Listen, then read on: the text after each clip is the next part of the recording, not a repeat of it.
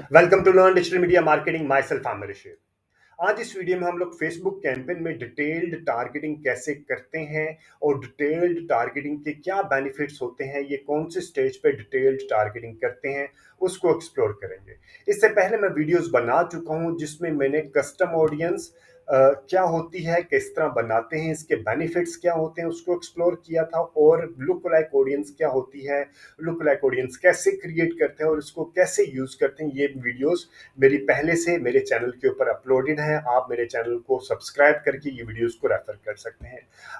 आज इस वीडियो में हम लोग जो डिस्कशन करेंगे उसको हम लोग सेव्ड ऑडियंस भी कहते हैं, जो कि डिटेल्ड टारगेटिंग है। सबसे पहले मैं आपको ये बता दूं कि ये वाली ऑडियंस ये एक तरह की कोल्ड ऑडियंस होती है और इसको हम टोफू कहते हैं। यानी कि अगर फनल की स्टेज पे देखें तो फनल की स्टेज पे ये वो लोग होते हैं जो कि आपके ब्रांड से अवेयर नहीं होते।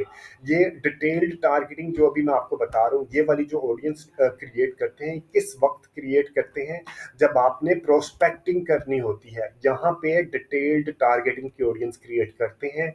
और फनल में, फेसबुक फनल में, इसको हम कहते हैं टोफू। ये जार्गन आपको जरूर याद करनी चाहिए अगर आप किसी अपने सीनियर के साथ डिस्कशन में है, या भी आप या आपने किसी क्लाइंट को आपने कन्विंस करना है अपनी स्किल सेट के बारे में। तो अगर आप उनके सामने इस तरह की टेक्निकल जार्गन बोलेंगे, और ये नहीं कि सिर्फ बोलने के लिए, आपकी एक्सपर्टीज भी इसके ऊपर डेवलप होनी चाहिए। अगर आप ये इम्प्लीमेंट करेंगे इस तरह की स्ट्रेटजी, तो I am very much certain कि आपकी जो ROS है, यानी कि रिटर्न ऑन एड स्पेंड है, या लीड की जो रेट है वो कम हो जाएगा और रिटर्न ऑन एड स्पेंड ज़्यादा हो जाएगा। ठीक है। डिटेल्ड टारगेटिंग हम कौन से स्टेज पे यूज़ करते हैं? प्रोस्पेक्टिंग की स्टेज पे, और इसको कहते हैं टोफू। टोफू यानी कि टॉप ऑफ फनल। ठीक है। और ये लोग हमारे ब्रांड से या आपके जो प्रोडक्ट सर्विस के बारे में कैंपेन क्रिएट कर रहे हैं उससे अवेयर नहीं होते, इस वजह से इसको कहते हैं प्रोस्पेक्टिंग करना। ठीक है। ये आपने सबसे पहले ज़हन में रखनी है। और ये तीन तरह की चीज़ें, तीन फीचर्स होते हैं इसके अंदर। अभी मैं आपको, अगर आपने कैंपेन बनानी आती है तो आपको एग्जैक्ट आइडिया होगा कि आपने डिटेल्ड टारगेटिंग कहाँ पे यूज़ करते हैं, वो मैं फिर भी आपको जाके भी दिखा देता हूँ। इसके अलावा ये तीन तरह की चीज़ों की बेसिस पे बनाते हैं। एक है इंटरेस्ट बेस्ड ऑडियंस, एक है डेमोग्राफिक, एक है बिहेवियर। ठीक है। इंटरेस्ट क्या होता है? इंटरेस्ट होता है कि फॉर एग्जांपल आज मैं फेसबुक के ऊपर कोई शूज़ से रिलेटेड चीज़ों को आ रही है, मेरे मैं शूज़ से रिलेटेड चीज़ें देख रहा हूँ, या तो वो मेरा एक तरह का इंटरेस्ट बन जाता है। इसी तरह कल मुझे फूड नहीं, कल मुझे फूडीज से रिलेटेड मैं कोई मैकडोनल्ड, KFC की चीज़ों को देख रहा हूँ तो वो मेरा इंटरेस्ट बन जाएगा। इसी तरह परसों मैं अगर ट्रैवल, मैं लोकल किसी जगह पे टूर करना चाह रहा हूँ, तो मैं ट्रैवल से रिलेटेड किसी वेब पेज को देख रहा हूँ, या मैं किसी फेसबुक के पेज पे देख रहा हूँ, उसको साथ इंटरेक्ट कर रहा हूँ, तो वो मेरा इंटरेस्ट बन जाएगा। तो इंटरेस्ट एक तरह का टेम्पररी होता है। ये वो नहीं होता कि ये लॉन्ग टर्म नहीं होता, ये इंटरेस्ट चेंज होते रहते हैं। इसीलिए मैं आपको कह रहा हूँ मल्टीपल आपने एड सेट बनाने, वो मैं अभी आपको जाके बनाना सिखाऊंगा तो आपको पता चलेगा। डेमोग्राफिक्स सॉलिड होते हैं। अगर आपने मेल लिखा है, प्रोवाइडेड दैट के वो झूठ ना लिखे, तो मेल तो वो मेल ही रहेगा। एज है तो एज भी सही रहेगी। अगर आपने सिटी लिखा है तो सिटी भी बाय डिफॉल्ट वही रहेगा। बहुत ही कम होता है कि लोग सिटी चेंज करते हैं। वैसे मेरा डेमोग्राफिक चेंज हुआ है, पहले मैं लाहौर में था, आजकल इस्लामाबाद में हूँ। तो ये इंटरेस्ट की बेस पे आपने मल्टीपल एड सेट क्रिएट करने हैं, डेमोग्राफी की बेस पे भी और बिहेवियर के बेस पे भी। ठीक है। अब एट द सेम टाइम यहाँ पे मैं आपको एक दो चीज़ें बता देता हूँ। आपने प्रोस्पेक्टिंग, ये वाली चीज़ों, आपने इस चीज़ के ऊपर अभी आपने फोकस नहीं करना है, क्योंकि ये मेरी एक और वीडियो थी जिसमें मैंने ये बताया था लुक लाइक ऑडियंस कैसे क्रिएट करते हैं। ठीक है। प्रोस्पेक्टिंग कैसे करते हैं। अभी आज हमारा चैप्टर है डिटेल्ड टारगेटिंग से रिलेटेड। ठीक है। डिटेल्ड टारगेटिंग में आपको ये आइडिया तो होगा, अभी मैं आपको यहाँ पे जाके दिखा देता हूँ कि फेसबुक कैंपेन में यहाँ पे हम आते हैं, ऐड क्रिएट करते हैं। ठीक है। आपको ये आइडिया होगा कि एक कैंपेन के तीन हिस्से होते हैं। नंबर वन होता है ऑब्जेक्टिव। ठीक है। ये आ गया ऑब्जेक्टिव। ऑब्जेक्टिव के अंदर मेरा आ जाता है एड सेट, और उसके बाद आता है ऐड। ठीक है, ऐड सेट में क्या होता है, ऑडियंस की सिलेक्शन करते हैं, इसके अलावा प्लेसमेंट की सिलेक्शन करते हैं। यहाँ पे अभी ये यहाँ पे हम क्या करते हैं, ऑडियंस की सिलेक्शन करते हैं और प्लेसमेंट की सिलेक्शन करते हैं। यहाँ पे हम अपनी ऐड डालते हैं। ठीक है, आपने इमेज है, कैरोसेल है, वीडियो है, यहाँ स्लाइड शो है, जो भी है आपने वो यहाँ पे डालना है। यहाँ पे आपने अपनी ऑडियंस की सिलेक्शन करनी है। कैंपेन का, किसी भी कैंपेन का सिर्फ एक ऑब्जेक्टिव हो सकता है, अवेयरनेस है, लीड जनरेशन है, ठीक है, ट्रैफिक है, एंगेजमेंट है, सेल्स है। सिर्फ एक ऑब्जेक्टिव होता है एक कैंपेन का, लेकिन एक कैंपेन के अंदर आप मल्टीपल एड सेट्स क्रिएट कर सकते हैं। ठीक है, ये ज़हन में आप डेफिनेटली आपके ज़हन में होगा। तो अभी मैं आपको ये बता देता हूँ, एड सेट यहाँ पे आ गया और ये कहाँ पे आपको दिखाई देती है, ऑडियंस आपको यहाँ पे दिखाई देती है। डेफिनेटली ये वीडियो उन लोगों के लिए है जो कि पहले से डैशबोर्ड कैसे यूज़ करते हैं, फेसबुक का इंटरफेस कैसे यूज़ करते हैं, उनको ये पता होगा। अगर आपको ये पता ही नहीं है, आप बहुत ही बिगनर लेवल पे हैं, तो मेरी वीडियोस अवेलेबल है कि जिसमें आपने अपनी कैंपेन को कैसे रन करना है, पहले वो आप एक बार रिव्यू कर लें, उसके बाद आप ये देखेंगे तो आपको ज़्यादा बेनिफिट होगा। ठीक है, ये आपने आ जाते हैं audience plus advantage, advantage plus audience के ऊपर आपने यहाँ पे इसको क्लिक करना है, यूज ओरिजिनल ऑडियंस पे जाना है। ये आपके पास आ जाएगी, यहाँ पे ये है आपकी डिटेल्ड टारगेटिंग। ठीक है, आपने इसको एडिट करना है। अभी मैं आगे जाके आपको बताता हूँ। एक आपने एडसेट इस तरह का भी बनाना है। ठीक है, अब हमने यहाँ पे मुख्तलिफ एडसेट्स क्रिएट करने हैं। एक ये आपने एक एडसेट क्रिएट किया, फिर उसने आपने इसको यहाँ पे डुप्लीकेट किया, क्विकली डुप्लीकेट किया, और आपने फिर एक और एडसेट क्रिएट किया। ठीक है, डिज़ाइन आपने सेम रखने हैं, डिज़ाइन आपने सेम रखने हैं। अभी मैं आपको एक जुगाड़ है बताऊंगा जिसमें ए बी टेस्टिंग करते हैं। आपने जब मल्टीपल एडसेट्स क्रिएट करने हैं, बल्कि मैं यही बता देता हूँ, सेम आपने अब आपने सेम डिज़ाइन रखने हैं एड्स के अंदर। ठीक है, एक एडसेट ये क्रिएट किया, एक एडसेट ये क्रिएट किया, 5 से 6 आपने एडसेट क्रिएट किए। हर एक को इक्वल बजट देना है, हर एक को इक्वल बजट देना। और ये बजट आपने यहाँ पे नहीं देना, यहाँ पे इसको ऑफ रहने देना। ठीक है, आपने एड सेट लेवल पे बजट देना है, हर एक एड सेट को इक्वल बजट। अगर ये 1000 है तो ये भी 1000 है, तमाम एड सेट्स को 1000 का बजट देना। ये व्हाट्सएवर आप अपने मार्केटिंग बजट के हिसाब से देखिएगा। ठीक है, आपने इक्वल बजट दिया और आपने सेम डिज़ाइन सब एड सेट्स के अंदर रख दिए, और आफ्टर अ वीक आपने इन एड सेट्स में से जो उनसे अच्छे एड सेट परफॉर्म करेंगे उनको आपने एक नई कैंपेन क्रिएट करनी है, और फिर आपने उस कैंपेन में इसको कैंपेन बजट ऑप्टिमाइजेशन के अंदर लेके जाना है। ये अभी क्या है, एड सेट बजट ऑप्टिमाइजेशन। ठीक है, फिर आपने कैंपेन बजट ऑप्टिमाइजेशन में लेके जाना, और वो 2 या 3 एड सेट्स को फिर आपने उसके ऊपर कैंपेन क्रिएट करनी है, फिर उन एड सेट्स को आपने ऑप्टिमाइज या स्केल करना है। ठीक है, अब आपको ये अदरवाइज आपको पता ही नहीं चलेगा कि आपने कौन सा एड सेट अच्छा परफॉर्म किया। अगर आपने यहीं पे 5-6 एड सेट्स रख लिए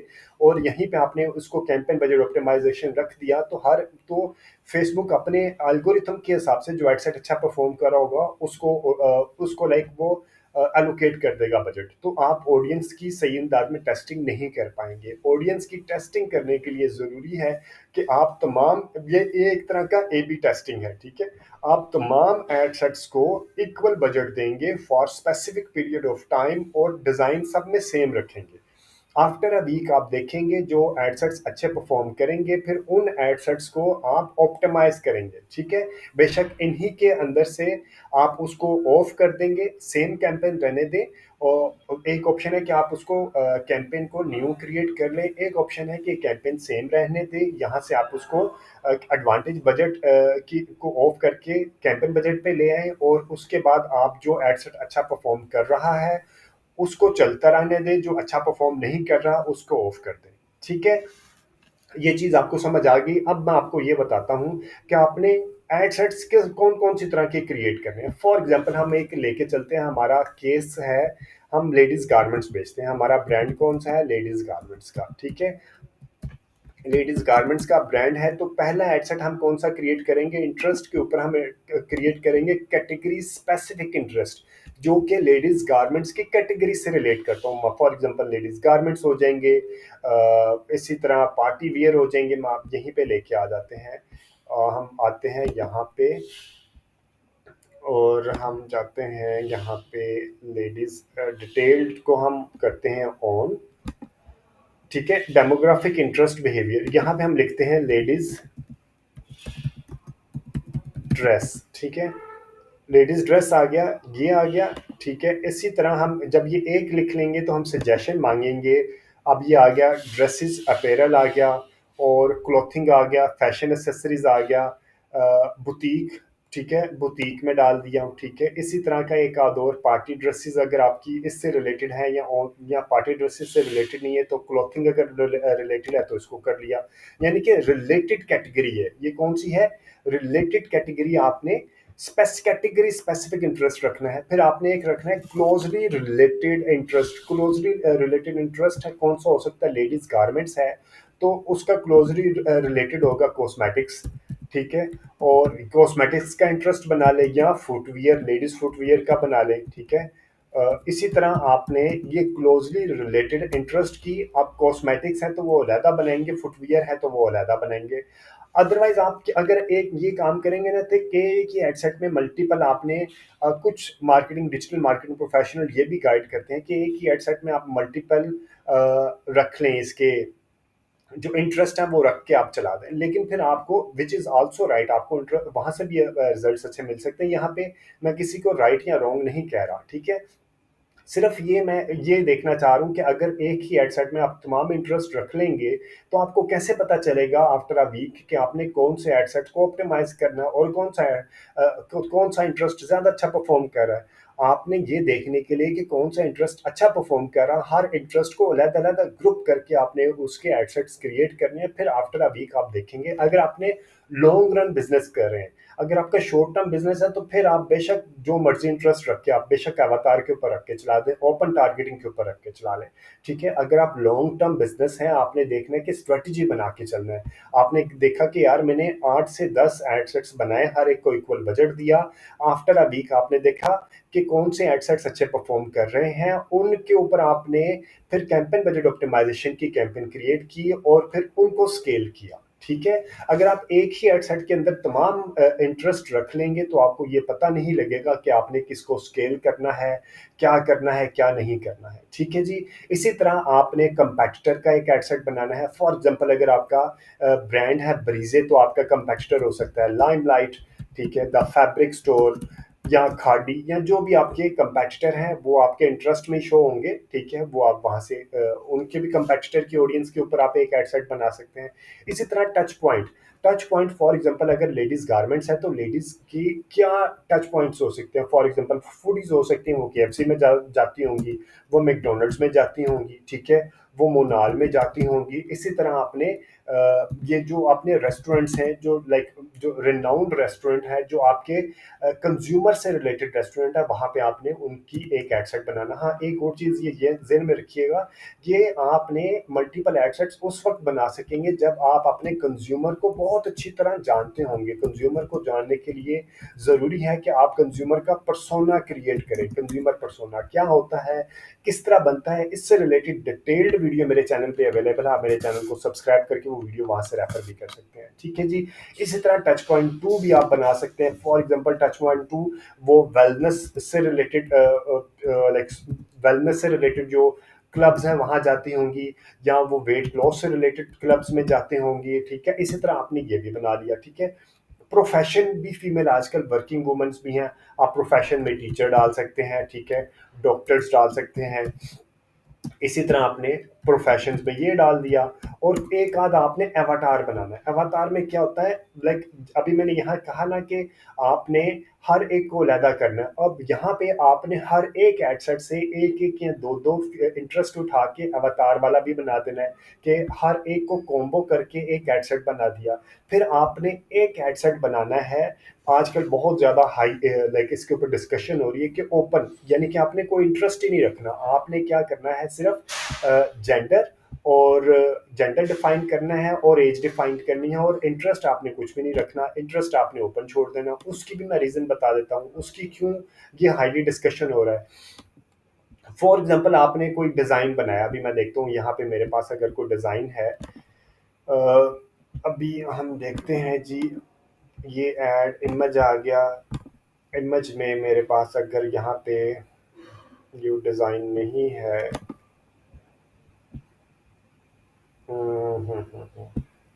अपलोड,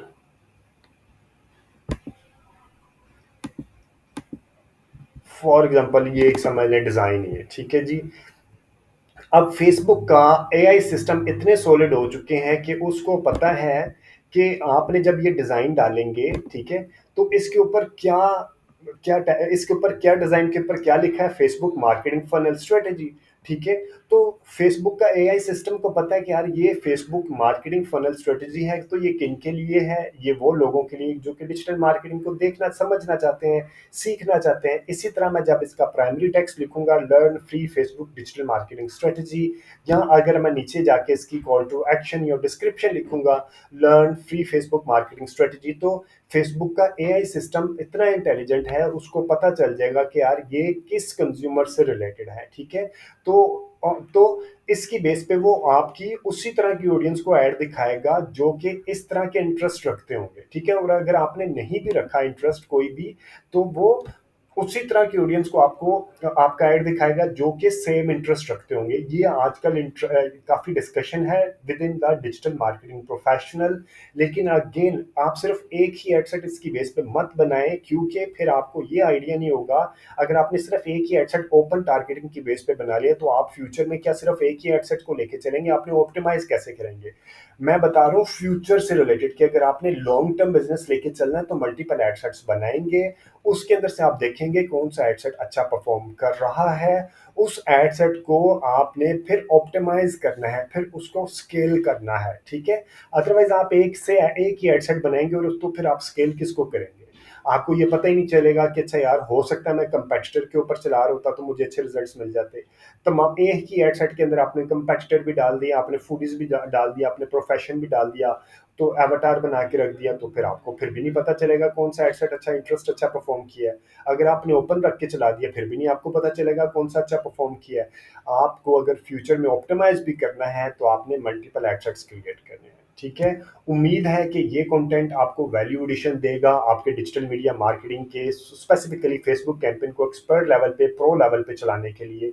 इससे रिलेटेड मैंने कई वीडियोस पहले भी अपलोड की हैं जिसमें मेरी लाइक टाइप ऑफ ऑडियंस है कि कस्टम ऑडियंस किस तरह बनाते हैं, ये रीटारगेटिंग से रिलेटेड है, ये भी एक तरह की लुक लाइक भी प्रोस्पेक्टिंग की ऑडियंस है, ठीक है।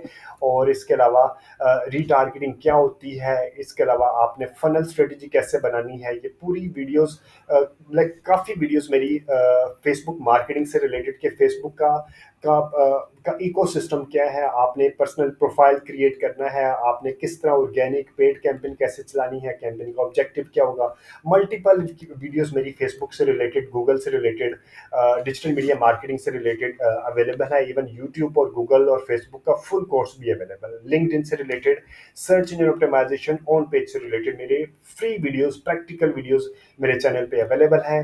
आप अगर आपने मेरे चैनल को अभी तक सब्सक्राइब नहीं किया तो चैनल को सब्सक्राइब करके आप वीडियोस को वहां से रेफर भी कर सकते हैं। Thank you very much for watching this video. अगर आपको इस वीडियो को कंटेंट के ऊपर कोई भी फीडबैक, सजेशन या कोई भी कमेंट है तो do mention in the comment section. और अगर आपके फ्रेंड्स एंड फैमिली सर्कल में से कोई बंदा फ्री में डिजिटल मीडिया मार्केटिंग सीखना चाहता है तो ये चैनल उसको भी रेफर कीजिएगा। Thank you very much, take care and अल्लाह हाफिज।